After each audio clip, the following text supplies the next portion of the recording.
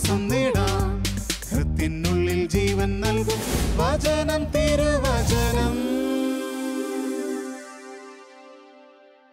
പിതാവായ ദൈവത്തിൻ്റെ സ്നേഹവും പുത്രനായ യേശുക്രിസ്തുവിൻ്റെ കൃപയും ആശ്വാസദായകനായ പരിശുദ്ധാത്മാവിൻ്റെ സഹവാസവും ശാലോം പ്രേക്ഷകരായ നിങ്ങളുടെ കൂടെ എപ്പോഴും ഉണ്ടായിരിക്കട്ടെ. ദൈവവചനം ശ്രവിച്ച് വചനം തിരുവചന ശുശ്രൂഷയിൽ നമുക്ക് പങ്കുചേരാം. യോഹന്നാൻ്റെ സുവിശേഷം 19-ാം അധ്യായം 1 മുതൽ 6 വരെയുള്ള തിരുവചനം. പീലാത്തോസ് യേശുവിനെ ചമ്മട്ടി കൊണ്ട് അടിപ്പിച്ചു. പടയാളികൾ ഒരു മുൾക്കിരീടമുണ്ടാക്കി അവൻ്റെ തലയിൽ വച്ചു. ഒരു ചുമന്ന മേലങ്കി അവനെ അണിയിച്ചു. അവർ അവൻ്റെ അടുക്കൽ വന്ന്, യഹൂദരുടെ രാജാവേ സ്വസ്തി എന്ന് പറഞ്ഞു കൈക്കൊണ്ട് അവനെ പ്രഹരിച്ചു. പീലാത്തോസ് വീണ്ടും പുറത്തു വന്ന് അവരോട് പറഞ്ഞു, ഒരു കുറ്റവും ഞാൻ അവനിൽ കാണുന്നില്ല എന്ന് നിങ്ങൾ അറിയുവാൻ ഇതാ അവനെ നിങ്ങളുടെ അടുത്തേക്ക് കൊണ്ടുവരുന്നു. മുൾക്കിരീടവും ചുമന്ന മേലങ്കിയും ധരിച്ച യേശു പുറത്തേക്ക് വന്നു. അപ്പോൾ പീലാത്തോസ് അവരോട് പറഞ്ഞു, ഇതാ മനുഷ്യൻ. അവനെ കണ്ടപ്പോൾ പുരോഹിത പ്രമുഖന്മാരും സേവകരും വിളിച്ചു പറഞ്ഞു, അവനെ ക്രൂശിക്കുക, അവനെ ക്രൂശിക്കുക. പീലാത്തോസ് പറഞ്ഞു, നിങ്ങൾ തന്നെ അവനെ കൊണ്ടുപോയി ക്രൂശിച്ചു കൊള്ളുവിൻ, എന്തെന്നാൽ ഞാൻ അവനിൽ ഒരു കുറ്റവും കാണുന്നില്ല. ക്രിസ്തുവിൽ സ്നേഹമുള്ളവരെ, ഞാൻ അവനിൽ ഒരു കുറ്റവും കാണുന്നില്ല, നിങ്ങൾ അവനെ കൊണ്ടുപോയി ക്രൂശിച്ചു കൊള്ളുവിൻ. ദുഃഖവെള്ളിയുടെ ഓർമ്മകളുമായി ഈ ദിനത്തിൽ നമ്മളിന്ന് പ്രവേശിക്കുകയാണ്. സകല നീതിപീഠങ്ങളും ഇന്നും അത്ഭുതത്തോടെ വൈരുദ്ധ്യത്തോടെ നോക്കുന്ന ഒരു വിധിവാചകമാണ് യേശുവിൻ്റെ മേൽ പീലാത്തോസ് വിധിച്ച വിധിവാചകം. അവനിലൊരു കുറ്റവും കാണുന്നില്ല, നിങ്ങൾ അവനെ കൊണ്ടുപോയി ക്രൂശിക്കുവിൻ. പ്രിയമുള്ളവരെ, യേശു ഈ ഭൂമിയിൽ കടന്നു വന്നത് തന്നെ ഈ ഭൂമിയിൽ ജീവൻ കൊടുത്ത് സകലരെയും രക്ഷിക്കുവാനാണെന്ന് നമുക്കറിയാം. യേശുവിൻ്റെ ജനന സമയത്ത് പോലും മാലാഖ പറയുന്നത് അവൻ സകല ജനങ്ങളുടെയും രക്ഷയ്ക്ക് വേണ്ടിയുള്ള സന്തോഷത്തിൻ്റെ സദ്വാർത്ത എന്നാണ്. അവൻ സകലരെയും രക്ഷിക്കുമെന്ന് പറഞ്ഞുകൊണ്ട് യേശു എന്ന് പേരിടണമെന്ന് പോലും മാലാഖ പറയുകയാണ്. പ്രവചനങ്ങളുടെ പൂർത്തീകരണമാണ് കാൽവരിയിൽ കുരിശിൽ നിറവേറ്റപ്പെട്ടത് എന്ന് നമ്മൾ തിരിച്ചറിയണം. യോഹന്നാൻ്റെ സുവിശേഷം 3-ാം അധ്യായം 16-ാം വാക്യത്തിൽ തിരുവചനം നമ്മൾ വായിച്ച് ധ്യാനിച്ചിട്ടുള്ള വാക്കുകളാണ്. അവനിൽ വിശ്വസിക്കുന്ന ഏതൊരുവനും നശിച്ചു പോകാതെ നിത്യജീവൻ പ്രാപിക്കുന്നതിന് വേണ്ടി തൻ്റെ ഏകജാതനെ നൽകുവാൻ തക്കവിധം ദൈവം അത്രമാത്രം ലോകത്തെ സ്നേഹിച്ചു.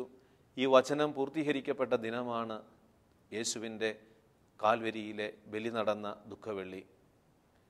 വീണ്ടും യോഹന്നാൻ്റെ 1-ാം ലേഖനം 4-ാം അധ്യായം 10-ാം തിരുവചനം ഇപ്രകാരമാണ്, നാം ദൈവത്തെ സ്നേഹിച്ചു എന്നതല്ല, മറിച്ച് ദൈവം നമ്മെ സ്നേഹിക്കുകയും നമ്മുടെ പാപങ്ങൾക്ക് പരിഹാരമായി സ്വപുത്രനെ കാൽവരിയിൽ ബലിയർപ്പിക്കുകയും ചെയ്തു എന്നതാണ് സ്നേഹം. ദൈവസ്നേഹത്തിൻ്റെ മൂർത്തിഭാവമാണ് കാൽവരിയിൽ കുരിശിൽ തൂക്കപ്പെട്ട ക്രിസ്തു എന്ന് ഈ ദുഃഖവെള്ളിയിൽ നമ്മൾ തിരിച്ചറിയണം. പ്രിയമുള്ളവരെ, യേശു മരിക്കുന്നതിനായി വന്നു എന്നാണ് യേശുവിൻ്റെ ജീവിതം നമ്മൾ ധ്യാനിക്കുമ്പോൾ കണ്ടുമുട്ടുന്നത്. യേശു ഈ ഭൂമിയിൽ കടന്നു വന്നത് തന്നെ മരിക്കുവാൻ വേണ്ടിയാണ്. എന്തിനു വേണ്ടിയാണ് ഈശോ കടന്നു വന്നത്? ജീവൻ കൊടുക്കുവാൻ വേണ്ടി. യോഹന്നാൻ്റെ സുവിശേഷത്തിൽ 10-ാം അധ്യായം 10-ാം വാക്യത്തിൽ കാണുന്നുണ്ട്, ഞാൻ വന്നിരിക്കുന്നത് ജീവൻ നൽകുവാനും അത് സമൃദ്ധമായി നൽകുന്നതിനും. ജീവൻ നൽകുവാൻ, മറ്റുള്ളവർക്ക് ജീവൻ നൽകുവാൻ വേണ്ടി കടന്നു വന്ന ഈശോയ്ക്ക് തിരിച്ചറിവുണ്ട്, ഉള്ളിലൊരു ബോധ്യമുണ്ട്, മരിക്കുന്നതിലൂടെയാണ് ജീവൻ കൊടുക്കുവാനായിട്ട് കഴിയുന്നത്. ലോകത്തിൻ്റെ പാപങ്ങൾക്ക് വേണ്ടി, മാനവകുലത്തിൻ്റെ മുഴുവൻ രക്ഷയ്ക്ക് വേണ്ടി താൻ കാൽവരിയിൽ അറുക്കപ്പെട്ട കുഞ്ഞാടായി മാറുമ്പോഴാണ് ലോകത്തിന് സമ്പൂർണമായ ജീവൻ ലഭിക്കുന്നതെന്ന് ഈശോ തിരിച്ചറിഞ്ഞു. അതുകൊണ്ടാണ് ഈശോ പരസ്യ ജീവിത സമയത്ത് യോഹന്നാൻ്റെ സുവിശേഷം 3-ാം അധ്യായത്തിൽ 14-ാം വാക്യത്തിൽ നിക്കദേമോസിനോട് ഈശോ പറയുന്നുണ്ട്. യോഹന്നാൻ്റെ സുവിശേഷത്തിൽ 3-ാം അധ്യായം 14-ഉം 15-ഉം തിരുവചനങ്ങൾ, മോശ മരുഭൂമിയിൽ സർപ്പത്തെ ഉയർത്തിയതുപോലെ തന്നിൽ വിശ്വസിക്കുന്നവന് നിത്യജീവൻ ഉണ്ടാകേണ്ടതിന് മനുഷ്യപുത്രനും ഉയർത്തപ്പെടേണ്ടിയിരിക്കുന്നു. ഈശോ ഇത് പറയുമ്പോൾ ഈശോ യഥാർത്ഥത്തിൽ സംഭവിക്കാനിരിക്കുന്ന കാൽവരിയിലെ തൻ്റെ ക്രൂശ് മരണത്തെ മനസ്സിൽ കണ്ടുകൊണ്ടാണ് നിക്കദേമോസിനോട് പറയുന്നത്, മനുഷ്യപുത്രനും കാൽവരിയിൽ ഉയർത്തപ്പെടേണ്ടിയിരിക്കും. മോശ മരുഭൂമിയിൽ സർപ്പത്തെ ഉയർത്തി എന്തിനു വേണ്ടിയാ? നമുക്കറിയാം, ദൈവത്തോട് മറുതലിച്ച് ദൈവത്തിനെതിരായി നിലപാടെടുത്തപ്പോൾ ദൈവം ആഗ്നേയ സർപ്പങ്ങളെ മരുഭൂമിയിലേക്ക് അയക്കുന്നു. ഈ ആഗ്നേയ സർപ്പങ്ങളുടെ ദംശനമേറ്റ് ഇസ്രായേൽ ജനം ഓരോന്നായിട്ട് മരിച്ചു വീഴാനായിട്ട് തുടങ്ങുന്നു. മോശ ദൈവസന്നിധിയിൽ കരങ്ങൾ ഉയർത്തി പ്രാർത്ഥിച്ചു, ഈ മരണത്തിൽ നിന്ന് ഈ ജനത്തെ രക്ഷിക്കണം, ഈ മരണത്തിൽ നിന്ന് ജനത്തെ രക്ഷിക്കണമെന്ന് മോശയുടെ നിലവിളി ദൈവം പറയുകയാണ്. നീ ഒരു പിച്ചള സർപ്പത്തെ ഉണ്ടാക്കി മരുഭൂമിയിൽ ഉയർത്തി നിർത്തുക. ഈ പിച്ചള സർപ്പത്തെ കാണുന്നവരൊക്കെ, സർപ്പദംശനമേറ്റവർ മരിക്കാതിരിക്കുവാൻ ഈ പിച്ചള സർപ്പത്തെ നോക്കുക, അവർക്ക് സൗഖ്യം പ്രാപിക്കും. അത് സംഭവിച്ചു. നൂറ്റാണ്ടുകൾക്ക് മുമ്പ് ചരിത്രത്തിൽ സംഭവിച്ച ഒരു യാഥാർത്ഥ്യം ക്രിസ്തുവിൽ പൂർത്തീകരിക്കേണ്ടതിൻ്റെ ഒരു സൂചനയാണെന്ന് ഈശോ തിരിച്ചറിഞ്ഞുകൊണ്ട് ഈശോ തന്നെ പറയുകയാണ്, മോശ മരുഭൂമിയിൽ സർപ്പത്തെ ഉയർത്തിയതുപോലെ മനുഷ്യപുത്രന് ഉയർത്തപ്പെടണം. കാൽവരിയിൽ സംഭവിച്ചത് ഇതിൻ്റെ പൂർത്തീകരണമാണ്. വീണ്ടും നമ്മൾ കാണുന്നുണ്ട് മത്തായിയുടെ സുവിശേഷം 16-ാം അധ്യായത്തിൽ 13 വരെയുള്ള തിരുവചനങ്ങളിൽ കേസറിയ ഫിലിപ്പിയയിൽ വെച്ച് ഈശോ തൻ്റെ ശിഷ്യന്മാരോട് ചോദിക്കുകയാണ്, മനുഷ്യപുത്രൻ ആരെന്നാണ് പറയുന്നത്? പലരും പല അഭിപ്രായങ്ങൾ പറയുന്നുണ്ട്. ചിലർ പ്രവാചകൻ എന്ന് പറയുന്നു, ചിലർ ഏലിയ എന്ന് പറയുന്നു, സ്നാപകയോഹന്നാൻ എന്നൊക്കെ പറഞ്ഞുകൊണ്ട് പലരും ഈശോയെ പല രീതിയിൽ പറയുന്നു എന്ന് പറയുമ്പോൾ ഈശോ അവരോട് ചോദിക്കുന്നുണ്ട്, ഞാൻ ആരെന്നാണ് നിങ്ങൾ പറയുന്നത്? ശിമയോൻ പത്രോസ് പറയുകയാണ്, നീ ജീവനുള്ള ദൈവത്തിൻ്റെ പുത്രനായ ക്രിസ്തുവാണ്. മത്തായിയുടെ സുവിശേഷം 16-ാം അധ്യായം 16-ാം വാക്യം, നീ ജീവനുള്ള ദൈവത്തിൻ്റെ പുത്രനായ ക്രിസ്തുവാണ്. ആ സമയം ഈശോ ഒരു വലിയൊരു വെളിപ്പെടുത്തൽ അവിടെ പറയുകയാണ്. എന്താണ്? 16-ാം അധ്യായം 21, മത്തായിയുടെ സുവിശേഷം 16-ാം അധ്യായം 21 ഈശോ പറയുകയാണ്, അപ്പോൾ മുതൽ യേശു തനിക്ക് ജെറുസലേമിലേക്ക് പോകേണ്ടിയിരിക്കുന്നുവെന്നും ശ്രേഷ്ഠന്മാരിൽ നിന്നും പ്രധാന പുരോഹിതന്മാരിൽ നിന്നും നിയമജ്ഞരിൽ നിന്നും വളരെയേറെ സഹിക്കേണ്ടി വരുമെന്നും എന്നാൽ 3-ാം ദിവസം ഉയർപ്പിക്കപ്പെടുമെന്നും ശിഷ്യന്മാരെ അറിയിക്കുവാനായിട്ട് തുടങ്ങി. പ്രിയമുള്ളവരെ, ഈശോ തൻ്റെ മരണത്തെ മുന്നിൽ നേരിട്ട് കണ്ടു എന്ന് കാണാനായിട്ട് സാധിക്കണം. ദുഃഖവെള്ളിയിൽ നമ്മൾ തിരിച്ചറിയേണ്ട യാഥാർത്ഥ്യമാണ്, കർത്താവായ ഈശോ എനിക്ക് വേണ്ടി ഈ ഭൂമിയിൽ മരിക്കുവാനായിട്ട് കടന്നു വന്നു. അതിൻ്റെ പൂർത്തീകരണമാണ് ദുഃഖവെള്ളിയിൽ നടന്നത്. എന്തിന്? എനിക്ക് ജീവൻ ഉണ്ടാകുവാൻ. ഇന്ന് ഞാൻ ജീവൻ്റെ അനുഭവമില്ലാത്ത അവസ്ഥയിലാണെങ്കിൽ, ജീവൻ നഷ്ടപ്പെട്ട അവസ്ഥയിലാണെങ്കിൽ, കാൽവരിയിലെ കുരിശിൽ നോക്കി ജീവനിലേക്ക് തിരിച്ചു വരുവാനായിട്ട് നിലപാടുകൾ എടുക്കണം. പാപത്തിൻ്റെ ഏതെങ്കിലുമൊക്കെ തിന്മകളുമായി ചങ്ങാത്തം കൂടി പാപത്തിൻ്റെ ആ തിന്മകളിലൂടെ മരിച്ച ജീവിതമാണെങ്കിൽ, ഉയർപ്പിൻ്റെ ഒരു ജീവിതം നിനക്ക് ലഭിക്കണമെങ്കിൽ കാൽവരിയിൽ ഉയർത്തപ്പെട്ട ക്രിസ്തുവിലേക്ക് നീ കണ്ണുകൾ ഉയർത്തണം. പ്രിയമുള്ളവരെ, അതുകൊണ്ട് ഈ ദിനത്തിൽ, ഈ ദുഃഖവെള്ളിയിൽ നമ്മൾ തിരിച്ചറിയണം, എനിക്ക് വേണ്ടി മരിക്കാൻ വന്ന ഈശോയുടെ സ്നേഹം. മത്തായിയുടെ സുവിശേഷത്തിൽ 20-ാം അധ്യായം 28 ഈശോ പറയുന്നുണ്ട്, ശുശ്രൂഷിക്കപ്പെടാനല്ല ശുശ്രൂഷിക്കുവാനും അനേകരുടെ മോചനദ്രവ്യമായി സ്വജീവൻ കൊടുക്കുവാനും മനുഷ്യപുത്രൻ വന്നിരിക്കുന്നത് പോലെ തന്നെ. സബദീപുത്രന്മാരുടെ മാതാവ് വന്നിട്ട് ഈശോയോട് ചോദിക്കുന്നുണ്ട്, നിന്റെ രാജ്യത്തിൽ, കാരണം സബദീപുത്രന്മാരുടെ മാതാവ് വിചാരിക്കുന്നത് യേശു ഈ ഭൂമിയിൽ തന്നെ വലിയൊരു സാമ്രാജ്യം സ്ഥാപിക്കും, വലിയൊരു വിപ്ലവാത്മകമായ ഒരു മാറ്റമുണ്ടാക്കി ഒരു വലിയൊരു സാമ്രാജ്യം സ്ഥാപിക്കും. ആ സാമ്രാജ്യത്തിൽ തൻ്റെ മക്കൾക്ക് നല്ലൊരു സ്ഥാനം കിട്ടണമെന്ന് ആഗ്രഹിച്ചുകൊണ്ട് സബദീപുത്രന്മാരുടെ അമ്മ വന്നിട്ട് ഈശോയോട് പറയുന്നുണ്ട്, നിൻ്റെ രാജ്യത്തിൽ എൻ്റെ പുത്രന്മാരിൽ ഒരുവൻ നിൻ്റെ വലത്തുവശത്തും അവരൻ ഇടത്തുവശത്തും ഇരിക്കുവാനായിട്ട് കൽപ്പിക്കണമേ എന്ന്. ആ നിമിഷം ഈശോ പറയുകയാണ്, ഈശോ തിരുവചനത്തിലൂടെ പറയുകയാണ്. കാരണം മത്തായിയുടെ സുവിശേഷം 20-ാം അധ്യായം 22 ഈശോ സബദീപുത്രന്മാരുടെ മാതാവിനോട് പറയുകയാണ്, യേശു മറുപടി നൽകി, നിങ്ങൾ ചോദിക്കുന്നത് എന്താണെന്ന് നിങ്ങൾ അറിയുന്നില്ല. ഞാൻ കുടിക്കാൻ പോകുന്ന പാനപാത്രം കുടിക്കുവാൻ നിങ്ങൾക്ക് കഴിയുമോ? അവർ പറഞ്ഞു, ഞങ്ങൾക്ക് കഴിയും.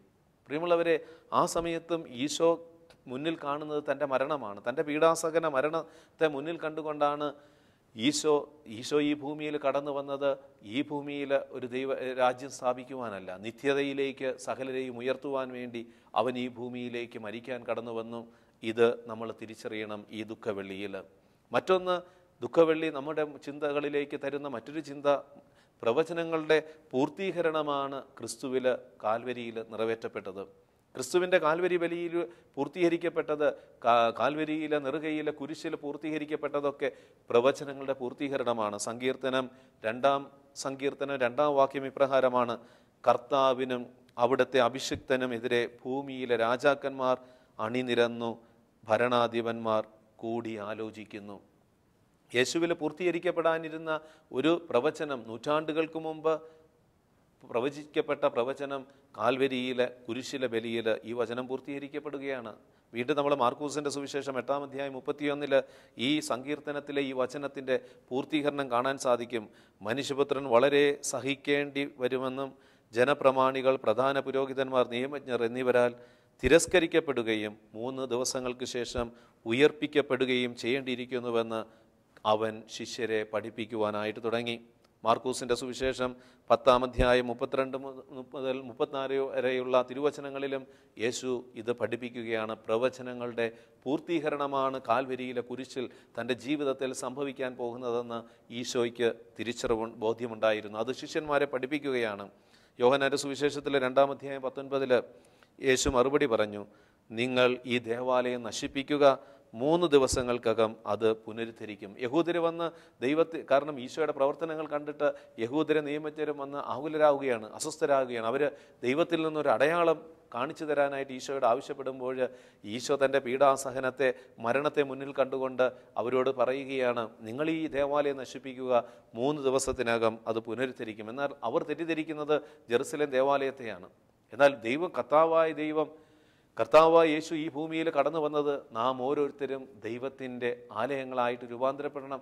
അതിന് കാൽവരിയിലെ ക്രിസ്തു അറുക്കപ്പെടണം. അവൻ കാൽവരിയിലെ കുരിശിൽ അറുക്കപ്പെടുമ്പോഴാണ്, പീഡാസഹന മരണ അനുഭവങ്ങളിലൂടെ കടന്നു പോകുമ്പോഴാണ് ഞാനും നിങ്ങളുമൊക്കെ അവിടുത്തെ ഒരു ആലയമായി, കർത്താവിനെ വഹിക്കുന്ന യേശുവിനെ ഉള്ളിൽ കൊണ്ട് നടക്കുന്ന ഒരു ആലയമായി രൂപാന്തരപ്പെടുന്നതെന്ന് ഈശോ മുന്നേ കണ്ടു. അതുകൊണ്ടാണ് ഈശോ തൻ്റെ ജീവിതത്തെ ആ യഹൂദരുടെ മുമ്പിൽ വച്ചുകൊണ്ട് പറയുന്നത്, നിങ്ങൾ ഈ ദേവാലയം നശിപ്പിക്കുക, 3 ദിവസത്തിനകം അത് പുനരുദ്ധരിക്കും. തിരുവചനം പിന്നെ തുടർന്ന് പറയുന്നുണ്ട്, യേശുവിൻ്റെ പീഡാസഹനത്തിന് ശേഷം അവൻ 3-ാം ദിവസം ഉയർത്തെഴുന്നേൽക്കുമ്പോൾ യേശു പറഞ്ഞ കാര്യം അവർ ഓർമ്മയിലേക്ക് കൊണ്ടുവരികയാണ്. വീണ്ടും യോഹന്നാന്റെ സുവിശേഷത്തിലെ 12-ാം അധ്യായം 32 ഈശോ പറയുകയാണ്, ഞാൻ ഭൂമിയിൽ നിന്ന് ഉയർത്തപ്പെടുമ്പോൾ എല്ലാ മനുഷ്യരെയും ആകർഷിക്കും. പ്രവചനങ്ങളുടെയൊക്കെ പൂർത്തീകരണമാണ് ക്രിസ്തുവിൽ നടന്ന കാൽവരിയിൽ ദുഃഖവെള്ളിയിൽ നടന്ന സംഭവമെന്ന് നമ്മൾ തിരിച്ചറിയണം. സങ്കീർത്തനം 22-ാം സങ്കീർത്തനത്തിൽ 1 മുതൽ 31 വരെയുള്ള തിരുവചനങ്ങൾ ഈ ദിനത്തിൽ നമ്മളൊന്ന് വായിക്കുമ്പോൾ, ധ്യാനിക്കുമ്പോൾ, ദുഃഖവെള്ളിയിൽ കാൽവരിയിൽ നിറവേറ്റപ്പെട്ടത് നൂറ്റാണ്ടുകൾക്ക് മുമ്പ് സങ്കീർത്തകനിലൂടെ പ്രവചിച്ച പ്രവചനങ്ങളുടെ പൂർത്തീകരണമാണെന്ന് കൂടി നമുക്ക് കണ്ടെത്താനായിട്ട് സാധിക്കും. കാൽവരിയുടെ വിരിമാറിൽ എൻ്റെ ദൈവമേ എന്തുകൊണ്ട് അങ്ങനെ ഉപേക്ഷിച്ചുവെന്ന് കർത്താവായ ഈശോ കാൽവരിയിൽ പീഡാസഹനങ്ങളുടെ നിമിഷങ്ങളിൽ മനുഷ്യൻ്റെ പാപങ്ങൾ മുഴുവനും ഏറ്റുവാങ്ങിയപ്പോൾ പ്രാർത്ഥിക്കുന്ന ആ പ്രാർത്ഥന നമുക്ക് കാണാനായിട്ട് സാധിക്കും. സങ്കീർത്തനം 22-ാം സങ്കീർത്തനം യേശു കാൽവരിയിലെ കുരിശിൽ കിടന്ന് വിളിച്ച് പ്രാർത്ഥിക്കുകയാണ്. യേശയ്യാ പ്രവാചകന്റെ പുസ്തകം 52-ാം അധ്യായം 14 നമ്മൾ കാണുന്നുണ്ട്. നൂറ്റാണ്ടുകൾക്ക് മുമ്പ് പ്രവാചകൻ യേശുവിൽ കാൽവരിയിൽ ദുഃഖവെള്ളിയിൽ പൂർത്തീകരിക്കാനിരിക്കുന്ന സംഭവത്തെ പ്രവാചകൻ അവിടെ എഴുതി വയ്ക്കുകയാണ്. എന്താണ്?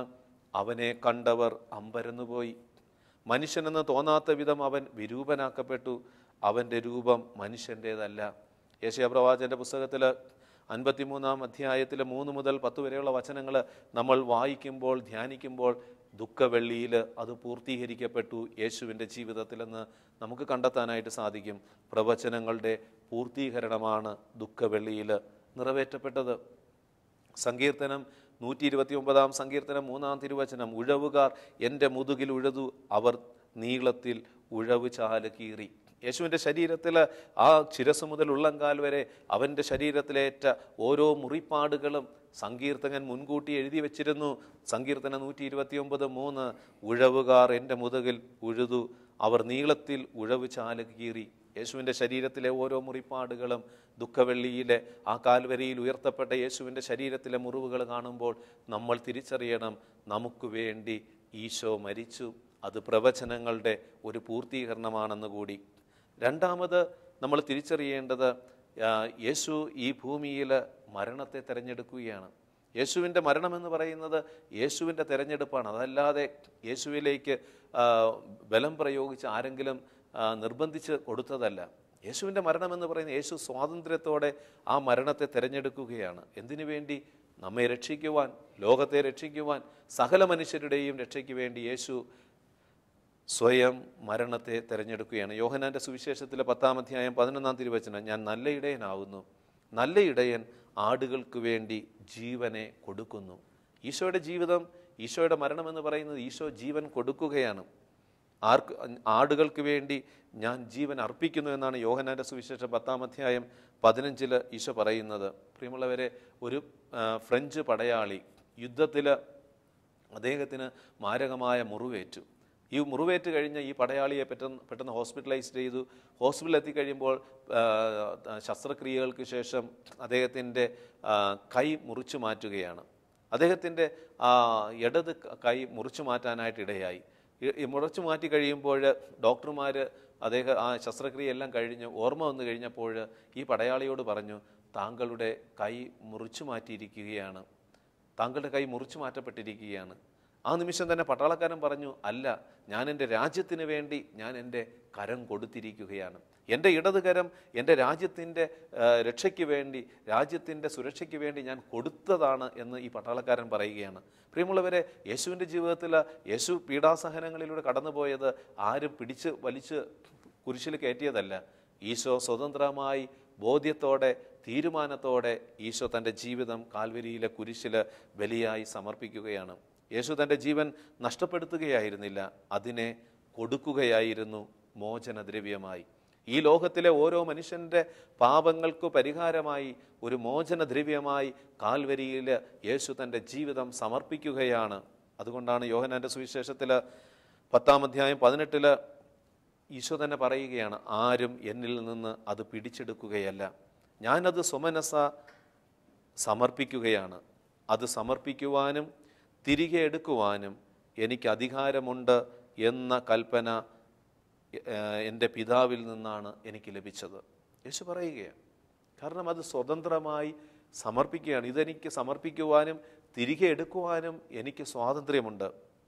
പ്രിയമുള്ളവരെ, പ്രലോഭനങ്ങളുടെ നിമിഷങ്ങളിൽ ഈശോയ്ക്ക് വേണമെങ്കിൽ ഈശോയ്ക്ക് മാറാമായിരുന്നു. കുരിശിൽ നിന്ന് ഇറങ്ങി വാ, ഞങ്ങൾ വിശ്വസിക്കാമെന്ന് ചുറ്റും കൂടി നിന്ന് ജനം പറയുമ്പോഴും അതുപോലെ തന്നെ യേശുവിൻ്റെ ആ കുരിശിലെ നിലവിളിയും, പിതാവേ അങ്ങേ കരങ്ങളിൽ ഞാൻ എൻ്റെ ആത്മാവിനെ സമർപ്പിക്കുന്നു എന്ന് പറഞ്ഞ് ഈശോ ജീവൻ വെടിയുകയാണ്. ലൂക്കയുടെ സുവിശേഷത്തിൽ 23-46 ഈശോ സമർപ്പിക്കുകയാണ്. ഈ കാൽവരിയിലെ ബഹളവും അതുപോലെ തന്നെ ഈശോയുടെ നിലവിളിയും അവസാനം ഈശോയുടെ അധരങ്ങളിൽ നിന്ന് വരുന്ന വാക്കെന്താണ്? പിതാവേ അങ്ങേ കരങ്ങളിൽ ഞാൻ എൻ്റെ ആത്മാവിനെ സമർപ്പിക്കുന്നു. കാൽവരിയിലെ കുരിശിൽ ഈശോ സമ്പൂർണ്ണമായി തന്നെ സമർപ്പിക്കുകയാണ്. ഈശോയ്ക്ക് വേണമെങ്കിൽ അത് തിരിച്ചെടുക്കാമായിരുന്നു. കുരിശിൽ കിടക്കുന്ന സമയത്ത് വേണമെങ്കിൽ ഈ സഹനത്തിൻ്റെ ഈ വേദനയുടെ നിമിഷങ്ങളിൽ ഈശോയ്ക്ക് വേണമെങ്കിൽ ആ കുരിശിൽ നിന്ന് മാറാമായിരുന്നു. എന്നിട്ടും മനുഷ്യനോടുള്ള സ്നേഹം, എന്നെയും നിങ്ങളെയും കാൽവരിയിലെ കുരിശിൽ ഈശോ കണ്ടിരുന്നു. കാൽവരിയിലെ കുരിശിൽ തൂക്കപ്പെട്ട ക്രിസ്തു ഈ ഭൂമിയിൽ ജീവിക്കുവാനായിട്ടുള്ളവരെയും ജീവിക്കുന്നവരെയും ഇനി വരാനിരിക്കുന്നവരെയും എല്ലാം മുന്നിൽ കണ്ടുകൊണ്ട് അവരുടെ എല്ലാം രക്ഷയ്ക്ക് വേണ്ടി ഒരു മോചനദ്രവ്യമായി അവൻ തൻ്റെ ജീവിതത്തെ കൊടുക്കുകയാണ്. ദുഃഖവെള്ളിയിൽ ഈ ഒരു തിരിച്ചറിവ് നമുക്കുണ്ടാകണം. മൂന്നാമത്, മനുഷ്യകുലത്തോടുള്ള ദൈവസ്നേഹത്തിൻ്റെ ആഴവും വീതിയുമാണ് ക്രൂശിക്കപ്പെട്ട യേശു. മനുഷ്യകുലം മുഴുവനോടുമുള്ള ദൈവത്തിൻ്റെ ആ ദൈവസ്നേഹത്തിൻ്റെ ആഴവും നീളവും വീതിയുമാണ് കാൽവരിയിൽ ഉയർത്തപ്പെട്ട ക്രിസ്തു.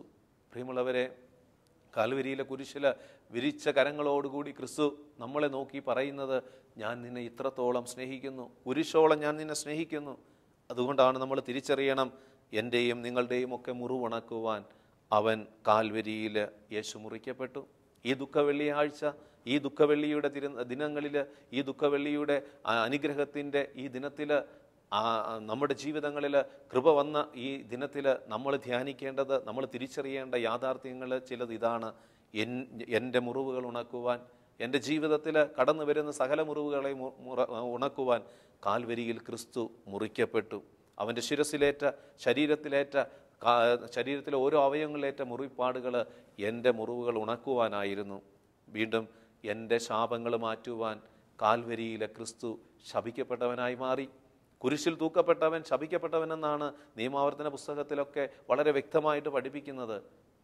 കർത്താവായ ക്രിസ്തു കാൽവരിയിലെ കുരിശിൽ അവൻ തറയ്ക്കപ്പെടുവാനായിട്ട് എൻ്റെ ശാപങ്ങൾ മാറ്റാൻ വേണ്ടിയായിരുന്നു. എൻ്റെ ജീവിതത്തിൽ, മനുഷ്യകുലത്തിൽ ഇനി ആരും പറയരുത് ഈ ജീവിതം ഒരു ശപിക്കപ്പെട്ട ജീവിതം, ഇതൊരു ശാപമാണെന്ന് പറയാതിരിക്കത്തക്ക വിധം കർത്താവ് കാൽവരിയിലെ ക്രിസ്തു ശപിക്കപ്പെട്ടവനായി മാറി ആ ശാപത്തിലൂടെ മനുഷ്യകുലത്തിൻ്റെ സകല ശാപങ്ങളും അവൻ ഇല്ലായ്മ ചെയ്തു. നിന്റെ ജീവിതം ഇന്ന് ശപിക്കപ്പെട്ടതെന്ന് കരുതുന്നുണ്ടെങ്കിൽ ആ ശാപത്തെ മാറ്റുവാൻ കാൽവരിയിൽ ഉയർത്തപ്പെട്ട ക്രിസ്തുവിലേക്ക് നീ കണ്ണുകൾ ഉയർത്തുക, ഹൃദയമുയർത്തുക. വീണ്ടും നമ്മൾ കാൽവരിയിലെ കുരിശിൽ എന്താണ് കാണുന്നത്? എൻ്റെ ദാരിദ്ര്യത്തെ മാറ്റുവാൻ അവൻ ക്രിസ്തു ദരിദ്രനായി. സകല ദാരിദ്ര്യത്തിൻ്റെ അനുഭവങ്ങളിലൂടെ ക്രിസ്തു കാൽവരിയിലെ കുരിശിലേക്ക് നമ്മൾ നോക്കുമ്പോൾ അവിടെ ദാരിദ്ര്യത്തെ നമുക്ക് കണ്ടുമുട്ടാനായിട്ട് സാധിക്കും. എന്തിനു വേണ്ടി? മനുഷ്യരുടെ ദാരിദ്ര്യം മാറ്റുവാനായിട്ട്. വീണ്ടും നമ്മൾ കാൽവരിയിലെ കുരിശിൽ കാണാം പൂർണ്ണ നഗ്നനായി കുരിശിൽ തൂങ്ങിക്കിടക്കുന്ന മനുഷ്യപുത്രൻ. ഈ ലോകത്തിലെ സകല മനുഷ്യരുടെയും നഗ്നതകൾ മാറ്റുവാൻ, പാപം മൂലം കടന്നു വരുന്ന നഗ്നത മാറ്റുവാനായി ആദ്യ മാതാപിതാക്കൾ പാപം ചെയ്തപ്പോൾ തങ്ങൾ നഗ്നരാണെന്ന് തിരിച്ചറിഞ്ഞ് മരച്ചില്ലകളിലൂടെ ഒളിച്ചു നിന്നതുപോലെ ആ നഗ്നതകൾ മാറ്റുവാനായിട്ട്, ലോകത്തിലെ സകല പാപങ്ങളിലൂടെ കടന്നു വരാൻ സാധ്യതയുള്ള നഗ്നതകൾ മാറ്റുവാൻ അവൻ കാൽവരിയിൽ നഗ്നനാക്കപ്പെട്ടു. ഈ ദുഃഖ വെള്ളിയാഴ്ച തിരിച്ചറിയണം. ഇന്ന് ഏതെങ്കിലുമൊക്കെ പാപങ്ങൾ നിന്റെ ജീവിതത്തിൽ ദുസ്സഹമാക്കുന്നുണ്ടെങ്കിൽ, നഗ്നതയുടെ അനുഭവങ്ങളിലൂടെ നിന്നെ നയിക്കുന്നുണ്ടെങ്കിൽ, ആ നഗ്നത, ആ പാപത്തെ മാറ്റുവാനായിട്ട് കാൽവരിയിലെ കുരിശിലേക്ക് കണ്ണുകൾ ഉയർത്തുക. കുരിശിനെ നോക്കി കർത്താവായ യേശുവേ രക്ഷിക്കണേ എന്ന് വിളിച്ചാൽ നിന്റെ നഗ്നത അവൻ എടുത്തു മാറ്റും. വീണ്ടും നമ്മൾ കാണുന്നുണ്ട് കാൽവരിയിലെ കുരിശിൽ വിരൂപമാക്കപ്പെട്ട ക്രിസ്തുവിൻ്റെ രൂപം. യേശയ്യാ പ്രവാചകൻ 53-ാം അധ്യായത്തിലൊക്കെ കാണുന്നില്ലേ? മനുഷ്യനെന്ന് തോന്നാത്ത വിധം അവൻ വിരൂപനാക്കപ്പെട്ടു. അവൻ നമ്മുടെ മുറിവുകളാണ് ഏറ്റുവാങ്ങിയത്, നമ്മുടെ ക്ഷതങ്ങളാണ് അവൻ ഏറ്റുവാങ്ങിയത്. എന്തിനു വേണ്ടി? നമ്മളെ പൂർണ്ണ സൗഖ്യത്തിലെത്തിക്കുവാൻ. കാൽവരിയിലെ ക്രിസ്തു വിരൂപനായി മാറി എനിക്ക് രൂപമുണ്ടാകുവാൻ, ഞാൻ ദൈവത്തിൻ്റെ മകനാണ്, ഞാൻ ദൈവത്തിൻ്റെ മകളാണ് എന്നുള്ള യഥാർത്ഥ രൂപം നൽകുവാൻ വേണ്ടി യേശു കാൽവരിയിൽ വിരൂപനാക്കപ്പെട്ടു. കാൽവരിയിൽ വീണ്ടും നമ്മൾ കാണുന്നത് എന്താണ്? കാൽവരിയിലെ ക്രിസ്തു പൂർണ്ണമായി തന്നെ സമർപ്പിച്ച് ജീവൻ വെടിയുകയാണ്. പാപം മരണത്തിലേക്ക് നയിക്കുമ്പോൾ ആ മരണത്തിൽ അവസാനിക്കേണ്ടതല്ല മനുഷ്യകുലത്തിൻ്റെ ജീവിതമെന്ന് പഠിപ്പിക്കുവാൻ കർത്താവായ യേശു കാൽവരിയിൽ മരിക്കുകയാണ്. ദൈവപുത്രൻ മരണത്തെ തോൽപ്പിക്കുവാനായിട്ട് എൻ്റെ കർത്താവ് കാൽവരിയിൽ വിരിച്ച കരങ്ങളോടെ അവൻ മരണത്തെ പുൽകി. കാൽവരിയിലേക്ക് നോക്കുമ്പോൾ തിരിച്ചറിയേണ്ട ഒരു വലിയ യാഥാർത്ഥ്യമുണ്ട്. ഭൂമിയിലെ മനുഷ്യജീവിതം മരണത്തിൽ അവസാനിക്കുന്നതല്ല. ക്രിസ്തു കാൽവരിയിലേക്ക് മരിച്ചത് എനിക്ക് ജീവൻ നൽകുവാൻ, എനിക്ക് ഉയർപ്പ് നൽകുവാൻ. അതുകൊണ്ടാണ് ഫിലിപ്പിയരുടെ ലേഖനത്തിൽ 2-ാം അധ്യായത്തിൽ നമ്മൾ കാണുന്നുണ്ട്, ദൈവത്തിൻ്റെ സമാനത നിലനിർത്തേണ്ട ഒരു വലിയ കാര്യമായി പരിഗണിക്കാതെ അവൻ തന്നെ ശൂന്യനാക്കി കുരിശു മരണത്തോളം അനുസരണമുള്ളവനായി ആ കാൽവരിയിൽ അവൻ്റെ ജീവിതം സമർപ്പിച്ചു. എന്തിനു വേണ്ടി? എൻ്റെ ജീവിതം അനുഗ്രഹമാകുവാൻ. ദുഃഖവെള്ളിയിൽ നമ്മൾ തിരിച്ചറിയേണ്ട ഒരു വലിയ യാഥാർത്ഥ്യമുണ്ട്. തിന്മയുടെ മേൽ ദൈവത്തിൻ്റെ സഹനം വിജയക്കൊടി പാറിയ ദിനമാണ് ദുഃഖവെള്ളി. ലോകത്തിലെ സകല തിന്മകളുടെ മേൽ സഹനത്തിൻ്റെ വിജയക്കൊടി പാറിയതാണ് ക്രിസ്തുവിൻ്റെ കാൽവരിയിലെ കുരിശ്, ക്രിസ്തുവിൻ്റെ പീഡാസഹനം. ക്രിസ്തു കാൽവരിയിലെ കുരിശിലെ വിരിമാറിൽ അവൻ കരങ്ങൾ വിരിച്ചു പിടിച്ചത് എന്നെ ആശ്ലേഷിക്കുവാനാണ്. ക്രിസ്തു കാൽവരിയിലെ കുരിശിൽ കരങ്ങൾ വിരിച്ചു പിടിച്ചത് ഈ ഭൂമിയിലുള്ള സകല മനുഷ്യരെയും ആശ്ലേഷിക്കുവാനാണ്. ക്രിസ്തു കാൽവരിയിലെ കുരിശിൽ ശിരസ് കുനിച്ചത് ഈ ലോകത്തിലെ സകലരെയും ചുംബിക്കുവാനാണ്. ക്രിസ്തു കാൽവരിയിലെ ഹൃദയത്തിൽ അവൻ്റെ ഹൃദയം പിളർക്കപ്പെട്ടത് ഈ ലോകത്തിലെ സകല മനുഷ്യരെയും തൻ്റെ ഹൃദയത്തിൽ ചേക്കേറ്റി ആശ്വാസം നൽകുവാനാണ്. അധ്വാനിക്കുന്നവരും ഭാരം വഹിക്കുന്നവരുമായ നിങ്ങളെല്ലാവരും എൻ്റെ അടുക്കൽ വരുവിൻ, ഞാൻ നിങ്ങളെ ആശ്വസിപ്പിക്കാമെന്ന് തുറന്ന ഹൃദയവുമായി, പിളർക്കപ്പെട്ട ഹൃദയവുമായി കാൽവരിയിലെ ക്രിസ്തു നമ്മെ ഓരോരുത്തരെയും വിളിക്കുന്നു. പ്രിയമുള്ളവരെ, ഈ ദിനത്തിൽ കർത്താവിൻ്റെ പീഡാസഹനത്തിൻ്റെ ആ മരണത്തിൻ്റെ ഓർമ്മകൾ നമ്മുടെ ജീവിതത്തെ ധ്യാന വിഷയമാക്കാം. അവൻ്റെ തിരുമുറിവുകളെ നോക്കി നമുക്ക് ദൈവത്തോട് പ്രാർത്ഥിക്കാം. പരിശുദ്ധ അമ്മയോട് നമുക്ക് പ്രാർത്ഥിക്കാം. പരിശുദ്ധ ദൈവമാതാവേ, ക്രൂശിതനായ കർത്താവിൻ്റെ തിരുമുറിവുകൾ എൻ്റെ ഹൃദയത്തിൽ പതിപ്പിച്ചുറപ്പിക്കണമേ. ക്രൂശിതനായ കർത്താവിൻ്റെ തിരുമുറിവുകൾ ഈ ദുഃഖവെള്ളിയിൽ എൻ്റെ ഹൃദയത്തിൽ പതിപ്പിച്ചുറപ്പിക്കണമേ എന്ന് ഓരോ നിമിഷവും നമ്മൾ പ്രാർത്ഥിക്കുമ്പോൾ ആ കാൽവരിയിലെ കുരിശിൽ നിറവേറ്റപ്പെട്ട ബലിയുടെ അനുഗ്രഹങ്ങൾ, കൃപകൾ നമ്മുടെ ജീവിതത്തിൽ ദൈവം വർഷിക്കും. അതുകൊണ്ട് പഴയ നിയമങ്ങളുടെയൊക്കെ പൂർത്തീകരണമാണ് കാൽവരിയിലെ ക്രിസ്തുവിൽ നിറവേറ്റപ്പെട്ടത്. പഴയ നിയമത്തിലെ ആബേലിൻ്റെ ബലിയും അതുപോലെ തന്നെ പഴയ നിയമത്തിൽ നമ്മൾ ഇസഹാക്കിൻ്റെ ബലിയുമൊക്കെ അതൊക്കെ കാൽവരിയിലെ ക്രിസ്തുവിൽ പൂർത്തീകരിക്കപ്പെടാനിരിക്കുന്ന ബലിയുടെ സൂചനകളാണ്. പഴയ നിയമത്തിലെ എല്ലാ പ്രതീകങ്ങളും കാൽവരിയിലെ ദുഃഖവെള്ളിയിലെ യേശുവിൽ പൂർത്തീകരിക്കപ്പെട്ടു. ഈ ദിനത്തിൽ ദൈവസന്നിധിയിൽ നമ്മളെ തന്നെ ഒന്ന് സമർപ്പിക്കാം. ദുഃഖവെള്ളിയുടെ നല്ല ആ ഓർമ്മകൾ, ദുഃഖവെള്ളിയുടെ കൃപയുടെ അനുഭവങ്ങൾ നമുക്ക് സ്വന്തമാക്കുവാനായിട്ട് ഈ ദിനത്തിൽ നമുക്ക് ഒരു നിമിഷം ദൈവത്തോട് പ്രാർത്ഥിക്കാം. കാരുണ്യവാനായ ദൈവമേ, ഞങ്ങൾക്ക് വേണ്ടി അവിടുന്ന് മരിക്കുവാനായി തിരുമനസ്സായി. പാപത്തിലും മരണത്തിലും അവസാനിക്കേണ്ട മനുഷ്യജീവിതങ്ങളെ യേശുവേ നിൻ്റെ പീഡാസഹനങ്ങളിലൂടെ നീ വിശദീകരിച്ച് മനുഷ്യകുലത്തിന് സ്വാതന്ത്ര്യം പകർന്നു നൽകി. പാപത്തിൽ നിന്ന് ഞങ്ങളെ സ്വതന്ത്രരാക്കി, മരണത്തിൽ നിന്ന് ഞങ്ങളെ സ്വതന്ത്രരാക്കി.